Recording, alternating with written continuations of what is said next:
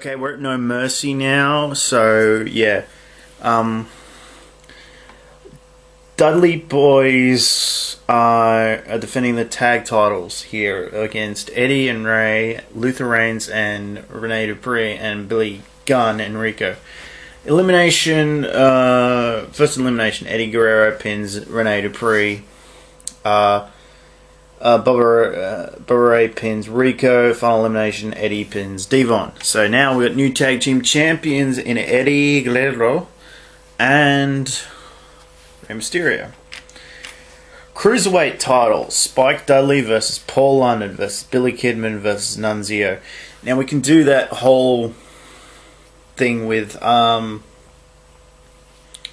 Billy and Chavo as well. I would do that. Singles match and all that, and bring that up. And we involve them in the cruiserweight thing. Like the whole thing is, we've lost the tag belts, so I want to get those. I want to get the cruiserweight title now, and Billy gets sort of caught up with this, and yeah, as one pinfall to a finish, Billy pins London, and yeah, that's how that happens. So, and so now Billy Kidman is once again the Cruiserweight champion. Team Japan. Now, Team Japan is Kenzo, Suzuki, Funaki, Akio with Hiroko. And the reason this comes about is Kenzo sort of, with Hiroko, goes to both these guys, says, "Aren't you sick and tired getting buried? Why don't you come with me?" Sort of thing. And they form their own little Japanese clique. And they start, Funaki and Akio start winning matches again on Velocity and stuff like that, slowly building them back up. And they form a pretty formidable tag team. They beat the FBI numerous times. They beat Billy, Gunn, and Rico. And they're doing all right. They're not doing great guns yet, but I have plans. Would be planning out this going into next year. So they're taking on Hardcore Holly, Shannon and Scotty too Hotty. Kenzo pins Scotty too Hotty. It's really simple, nice little match. It wouldn't go too long. Really, it would just keep going. U.S. title, John Cena versus Orlando Jordon. Really simple. Basically, JBL would have a match, one last match with him sometime before this, and it would be JBL wouldn't be able to get another title shot as long as Cena was champion, because we'd be sick of seeing this. And I like that stipulation. As long if you do it like that, rather than going, oh, it's not for another year or something like that, you have to keep. That's a stipulation you can change if need be. You just and basically JBL lobbies to get Orlando Jordon a title shot, and the plan is for Orlando to win the belt and then hand it off to JBL. And Teddy Long sees right through this, and he says, "Oh, okay, he can get a title shot, but you're not allowed at ringside. You're not even allowed in the building that night. If I hear that you're in the building that night, I will cancel the match, and I will give Cena that night off. So, and neither one of you will get a title shot ever again." At any belt. So JBL is not even there that night. So Cena, of course, goes over, and he just he's going to keep on going unfortunately not too much longer, because he would be going off and doing a movie, and Carlito would win the belt still. Number one contenders match for Survivor Series: Rob Van Dam versus JBL was there. He wasn't allowed. He wasn't allowed near ringside. Okay, so JBL and Kurt Angle. So forget what I just said. He wasn't allowed to interfere in that match. So yeah, that's what it was. So he was not allowed at ringside, and if he was at ringside, he would have given up this match as well. So it would have been just Kurt Angle and Rob Van Dam. So still, you could see that happening. So I wouldn't be. You could see that match cancelling, this match going on instead. This match going a lot longer. So yeah, we do that. So Rob Van Dam pins JBL because I'm not taking any heat off Kurt yet. Booker so then we go into the title match, WWE title match, Booker T versus Undertaker versus Big Show.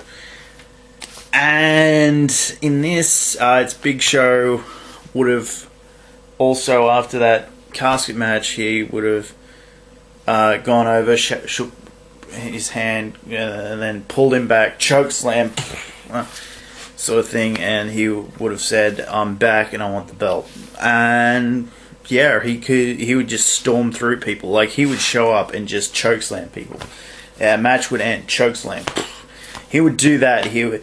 I would even have that following week. I would have him just go out, choke slam people, and say, "Teddy, give me a title shot." And Teddy would constantly say, "No, you don't. You haven't earned it yet."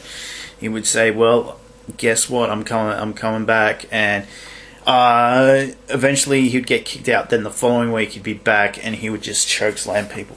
And then Teddy would finally say, "Hey, all right, you're getting a title shot, but it's going to be you, Big Show. It's going to be Booker T, and it's going to be the Undertaker because he wants payback on you two." So there we go. That's how I do that. So see how incredibly simple that was. All right. So Survivor Series rolls around. I'm only gonna do this, and then that'll be it, because we do this. Paul London versus Billy Kidman in a Cruiserweight Title match. Kidman goes over.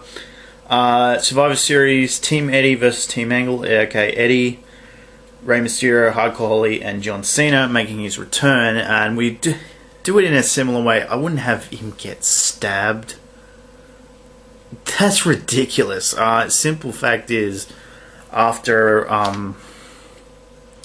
Carlito wins the belt, it's the following. If he can't be there the following week, we'll do something. We'll just say like he's really upset. He worked so hard for that belt, and he's on sabbatical, or even say that he's going off and shooting a movie, and he comes back and he wants the belt, and Carlito got hurt. So what we would do, instead of having Carlito work hurt, which I'm sure he didn't mind, but the way I'd do it is say, alright, Carlito got hurt, he won't be back, so we're going to have a tournament. So we do that.